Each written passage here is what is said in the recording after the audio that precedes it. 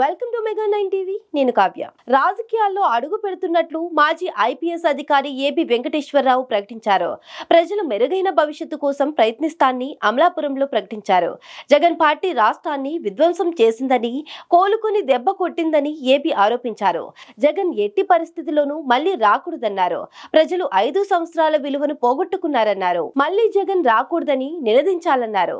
జగన్ రాజకీయాలంటే సంపాదన అనుకుంటాన్ని, ఆయన ఓ మాన్స్టర్ అన్నారు. కోడికత్తి శ్రీను జగన్ కోసం బలైన మొదటి వ్యక్తి అన్నారు. అందుకే ఆయనకు సాయం చేయడం ద్వారా తన రాజకీయ ప్రయాణం ప్రారంభిస్తున్నట్లు ఏబి వెంకటేశ్వరరావు ప్రకటించారు.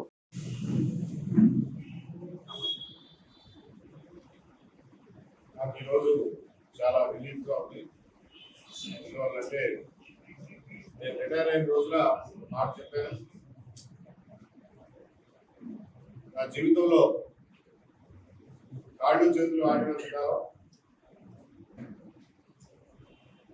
సమాజం కోసం పనిచేస్తాను అని చెప్పాను.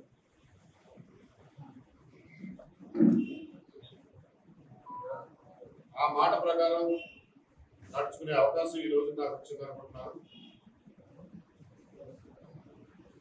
ఆ మాట ప్రకారం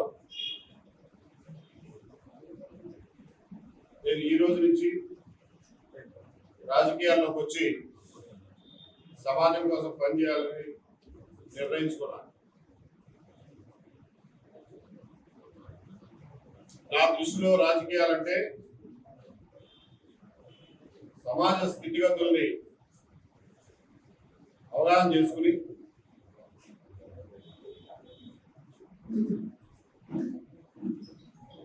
జరిగినటువంటి తప్పుల్ని సవరించుకుని తప్పటడుగులు పడకుండా నేను ఆ రోజు చెప్పినట్లే బలహీనుల్ని బాధితులకి సహాయం చేయడం కోసం,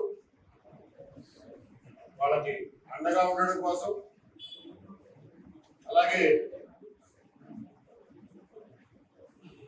అన్యాయం జరిగితే ఎదురు నిలవడం కోసం, అలాగే తప్పులు సరిదిద్దడానికి ప్రజల ఆలోచనల్ని నాకు జ్ఞానం ఉన్నంత మేరకు ప్రభావితం చేయడం కోసమే రాజకీయాల్లోకి వస్తున్నాను.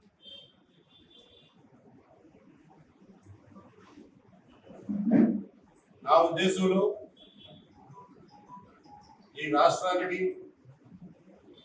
ఆంధ్ర సమాజానికి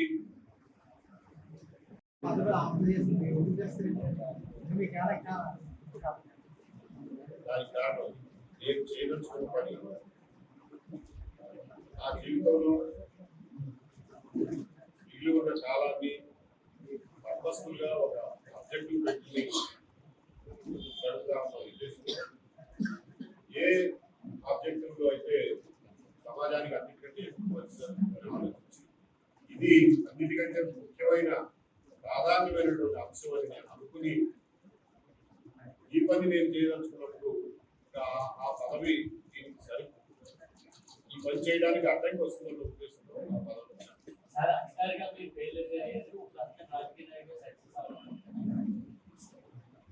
అధికారిగా ఫెయిల్ అయినా సక్సెస్ అయినా రిటైర్ అయినా అయిపోయారు కదా. సో అది గతం కదా, కొత్త ప్రయాణం. దీన్ని చాలా ఇబ్బందిగా కానీ కొంతమంది దాతలు గతంలో ఆదుకుంటామని ప్రామిస్ చేశారు. ఆ దాతల్ని అప్రోచ్ అయ్యి మమ్మల్ని అప్పుల బయటపడేది అని చెప్పి వాడడానికి ఒకళ్ళు అప్పచెప్పారు. నేను కూడా వాళ్ళతో మాట్లాడాను. అలాగే ఆయనకు ఉన్నటువంటి న్యాయపరమైనటువంటి ఇబ్బందులకి తొలగించడానికి, విచారణ సత్వరంగా జరిగేలా చేయడానికి ఆయన ట్రయల్ లాయర్ కూడా పెట్టుకునేస్తున్నందుకు ఆయన చేస్తారు. ట్రయల్ లాయర్ లేకపోతే అవతల ఎన్ఐఏ లాయర్ చాలా బలమైన లాయర్ కాబట్టి ఆయనకి బలమైనటువంటి లాయర్ యొక్క అవసరం. అటువంటి న్యాయ సహాయం కోసం లాయర్ని కలపాలి, ప్రోగ్రాంగా చేయమని చెప్పాలి. సలీం గారు 6 సంవత్సరాలుగా ప్రోగ్రాంలో ఖచ్చితంగా ఆయనకి న్యాయ సేవలు అందిస్తూ చివరికి ఏ పరిస్థితి వచ్చిందంటే ఉచిత సేవ చేసే లాయర్ గారే కుటుంబ పోషణ కూడా